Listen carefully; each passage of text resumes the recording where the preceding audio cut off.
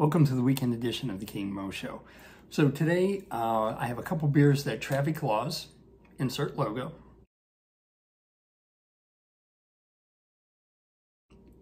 provided to me. I think he was cleaning out his closets, getting rid of things, probably things he didn't like, but he gave them to me and I had an assortment of them. I think I already drank some of them, but I came across two beers that were called West Coast IPAs, and I figured, hey, let's give them a head-to-head comparison of these West Coast IPAs. Just because, I mean, there's two of something, you compare them. But you know by now, I really don't understand IPAs, West Coast, East Coast, whole rapper war type thing. So I did look up somewhere to see what was a West Coast IPA. And they're known for their bold hop aroma, high bitterness, citrus, and pine notes.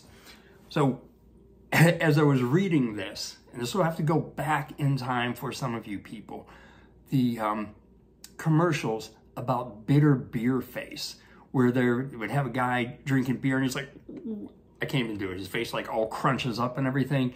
I was like, I think it was for Keystone. I should have researched this before I started the video, but I was just on a roll. Anyways, that's what it reminded me of. It's a hilarious looking commercial. So both of these are brewed in Ohio. So we have Fatheads, and theirs is an award-winning West Coast IPA. It was brewed in Middleburg Heights, Ohio, 7.5%. Yep, 7.5% alcohol by volume and an 80 IBU. The other one is the Mirage West Coast IPA from Branch and Bone Artisan Ales in Dayton, Ohio. This one is a 7% alcohol by volume, but I could not find anything on it regarding its IBUs. So we're going to just look and see if there's anything else exciting on them, other than they both say recycle, which is a good thing. So you should recycle. And it's foaming at the mouth.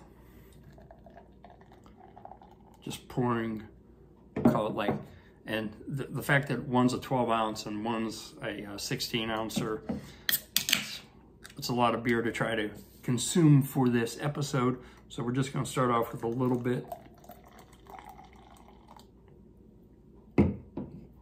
In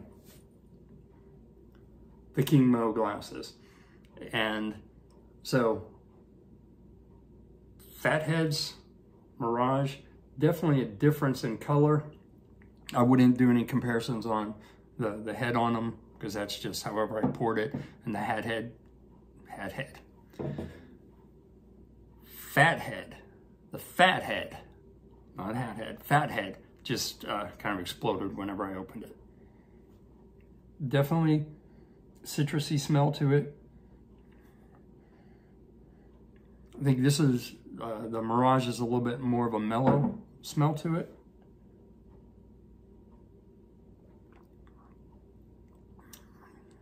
Definitely bitter.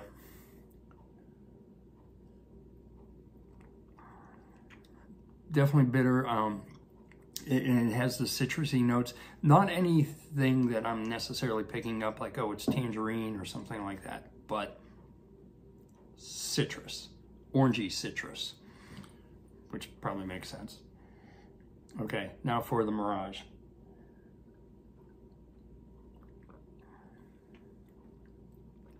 I don't think this one is as bitter as that one.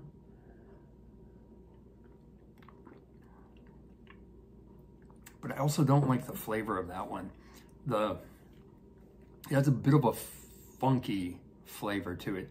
Whereas this, the Fathead, has more of a, it's bitter.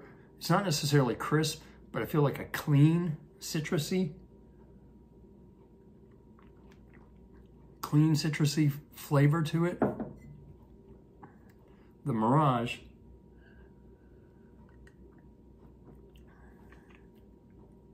I don't know, dank. I'm just gonna throw out words. It's, I don't like it as much. So maybe that's why this one says it's award-winning, or maybe because it's a overall bigger brewery, so it gets out there and has a greater opportunity for winning an award. But if you don't like IPAs and you're forced to choose between these two West Coast IPAs, go for the Headhunter. I think it has better overall flavor. I don't like the funkiness of the other one. And besides, if you're being forced to drink one and you don't want one, pick the 12 ouncer. Come on. Then get something you do like. Anyways, that's all for this weekend. Have a great weekend. Like this, share this, subscribe. Cheers.